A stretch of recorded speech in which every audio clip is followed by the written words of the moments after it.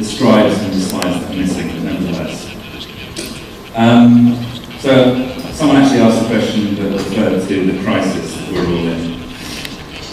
The economic crisis, maybe not the personal crisis we're all in. But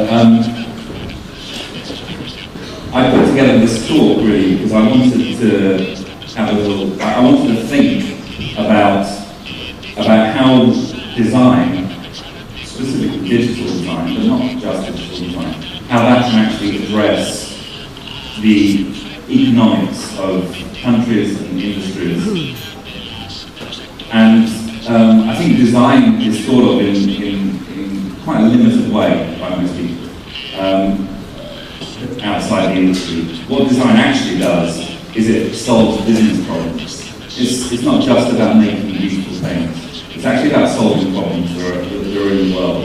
And in our kind of commercial sector, it's about solving business problems. So I thought I'd start by talking about the crisis a little bit and about economics. So I found this article in the Guardian newspaper in the UK about 6 months ago, and it struck me for many reasons. But it's quite a controversial statement, really. It says, "Did cocaine use by bankers cause the global financial crisis?" This is actually from an interview with David Nutt, who, funny name, but he was the drug czar for the police force in the UK.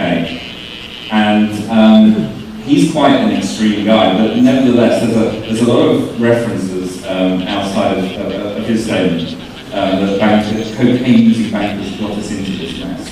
And they're easy to demonise, because, and someone as prestigious and serious as Alan Greenspan said that it was a culture of irrational exuberance that caused this crisis. And you know, it's not just about cocaine, although Bernie Madoff's office was known as the North Pole. It was actually about 30 years of deregulation. Well, that's one of the reasons. Essentially, overconfidence, not just like cocaine, but it's a symbol of it. That we seem to forget the lessons of the past over a period of time. We seem to think, well, we can't ever fall into those traps again. And it might be something to do with these guys. Now, this is Black and Skulls, or Skulls and Black, I don't know which one it is. But in 1973, they came up with a formula that essentially promised you can never lose money again. It was a very complex investment formula for trading, and it worked. It worked for 30 or 40 years, and it was very, highly complex, to the extent where people didn't actually understand how it worked, but it worked. It was like that. And of course it worked up to the point that it stopped working. So reliance on complex systems is really dangerous. But also, we rely on not so complex systems. We make a lot of mistakes. So I'm not saying it was Microsoft who caused the crisis, that's been Excel. But actually, there was a very important paper written by Reinhardt and Rogoff, two Harvard academics, called Growth in the Time of Debt. And they essentially were saying, when you're in an economic crisis, you reduce spending. And this became a mantra. And if you look around Europe and the kind of economic policies that are in place now to deal with the crisis, this sort of response has become accepted wisdom. And what's interesting is, a couple of years ago, a PhD student who was using their actual Excel sheet discovered that they'd made a really important error in their calculations, which actually undermined the entire argument that cutting investment is not really the way to solve the crisis. And I guess we can see that around us. And so what happens in this situation? What's the actual response to the crisis? And what we see is that services get reduced in every aspect. And I mean in a very broad way. So in terms of frequency, quality, the number of staff the level of training they have. All of these things get reduced. And this is where design starts coming in, because services can be designed in exactly the same ways as a book or a booklet or an iPhone app or a building.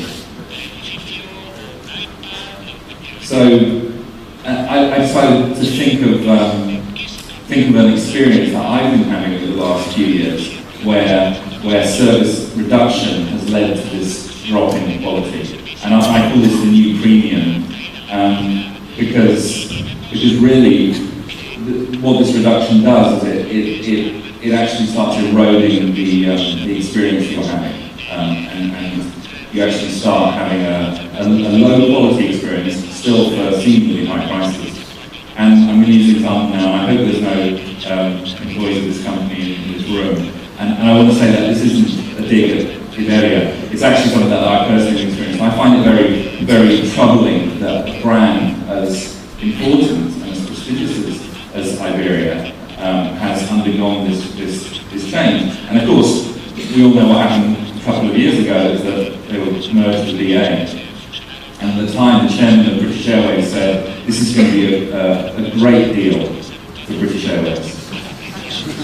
So what has happened, and these figures were from earlier in the year, 330 million cost saving, 50% cut in capacity, and nearly 4,000 people laid off. And this is basically what happens when you're dealing with this kind of mentality, this crisis mentality. And the sad thing is that the quality actually plummets. And you will find it probably amazing that as recently as last year, Iberia is now rated worse than Ryanair. Now, I don't think qualitatively there is a worse experience on Iberia compared to Ryanair. But it's all about expectation, because you know when you're going on Ryanair it's going to be a crap experience, and you're kind of trading that off. But when you travel on Iberia, you're expecting it to be good.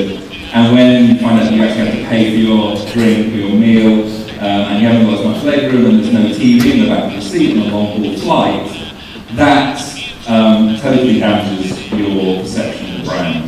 And in the end, it's the brand perception that's crucial here. And what happens, that's Richard Nixon, by the way. So what happens when trust gets eroded? Well, it's very, very hard to rebuild. So the loss of faith we have in a brand, once the service quality drops, is catastrophic. And it's provable, actually, when we're looking at the bottom line, at the raw economics of how business is doing. This is a study done over a number of years by Harvard Business Review. And they refer to two different types of companies, myopic and non-myopic. That means short-sighted and not short-sighted. And they were looking at them over a period of 4 years. And essentially what they were saying is myopic companies are those that cut spending, what they call discretionary spending. So what discretionary spending is a very, I find that a very strange thing. What they classified as discretionary was marketing and R&D. Now, I don't know what businesses you work in, but marketing and R&D to me seem pretty essential to how you run a business. But nevertheless, these are called discretionary. And the companies that cut those, what happens after the first year is their share price goes up, because inevitably their spending is going down, and the impact of that spending perhaps hasn't worked with the system. But over the course of 4 years afterwards, they drop by a massive amount. So they drop by around 20%. And companies that keep investing in the crisis, those are the ones that actually maintain their share price and maintain their value in the market. Now, this is a hard message for people to actually take. I mean, if you think about it on a personal level, if you don't have much money, the idea of continuing to spend seems very counterintuitive. The same applies when you scale it up. The companies, the countries, but sometimes the counterintuitive thing is the reality. And those companies that are brave enough to invest, and there are many examples of them throughout recent history, maybe even for the last 20 years, those companies that continue to invest when the general economic landscape is very poor, those are the ones that can gain competitive advantage. Those are the ones that keep their customers and then can steal customers from other companies that have cut and have cut the quality of their services. And my belief is that design is at the heart of this, actually.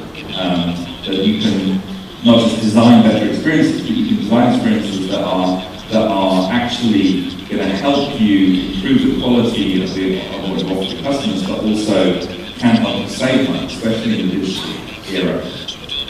So there's a really good quote here from David Kessler, who until last year was the CEO of the Design Council in the UK. And he says that it's an integrated approach using insights from designers to guide business strategy. And that's for me, that's the critical part. Design guides business strategy. And if you think about some of the biggest companies over the last 10 and 15 years, design has been very central to them. And what that does is it's shaping their product strategy. So it's not just about business or technology anymore. It's actually about design, understanding users, creating products and services that they want to use that actually drives strategy and brings innovation into that firm based on understanding of those users and the market requirements. And that's a very big change around from these monolithic, technocratic kind of companies that have been powerful in previous decades. If you look at Apple, they're designed in California, made in China, but the heart of where they are is in a design mentality. And actually, design-centric companies over the course of time perform better. So this graph, the grey line shows the average of Standard & Poor's 500, and the bigger graph shows what we define as design-centric companies. So we've selected them. And this actual study was done initially by David Kessler, and we continued at Fjord to go on for the next few years. And those kind of companies like Nike, like BMW, like Apple, they have design at the core of what they do. My light is flashing. Okay. So, Mary Meeker, she's the queen of the internet. You might remember that, she's quite famous.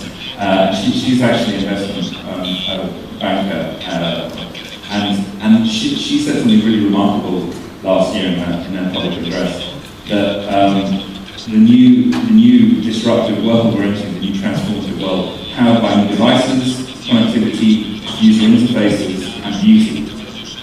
And the last one is really significant, because beauty isn't something you'd expect to hear from quite a hardcore business person as being a driver. But to us, it makes perfect sense. And so I just want to show you quickly 3 examples. I might get kicked off before I finish, but these are, I chose these specifically from projects we did from the financial services industry because that's a very interesting sector at the moment. And there's a lot of disruption starting to happen there.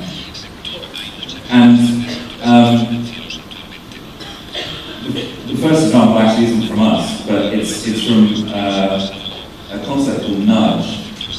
Nudge, this book was written a few years ago. It's the active engineering of choice, which sounds really creepy. But essentially what it's saying is you can change the way people behave by persuading them to do something.